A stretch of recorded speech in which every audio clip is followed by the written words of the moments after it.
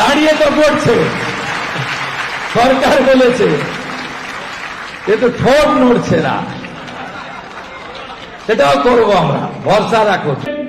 পরিচয়কে বাঁচানোর জন্য মাননীয় প্রধানমন্ত্রীর তৈরি করা সিটিজেনশিপ অ্যামেন্ডমেন্ট অ্যাক্ট সিএ এর অন্তর্গত হিন্দু সহ যারা এসেছেন তারা অনুপ্রবেশকারী নন, তারা শরণার্থী।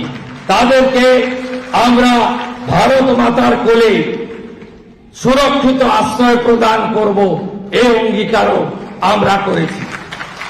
সাথে সাথে আপনারা জানেন যে সঞ্জীবনী মন্ত্র বন্দে মাতরম, এটা আমরা বিদ্যালয়ে, কলেজে, শিক্ষা প্রতিষ্ঠানে, সরকারি সাহায্যপ্রাপ্ত সমস্ত প্রতিষ্ঠানে প্রার্থনা সঙ্গীতে কার্যকর করেছি। আমরা দেখছি গাইতে তো বাধ্য হচ্ছে, মানে দাঁড়াতে তো বাধ্য হচ্ছে, অনেকে ঠোঁট নড়ছে না, ঠোঁটটাকেও নাড়াতে হবে, একটু সময় লাগবে।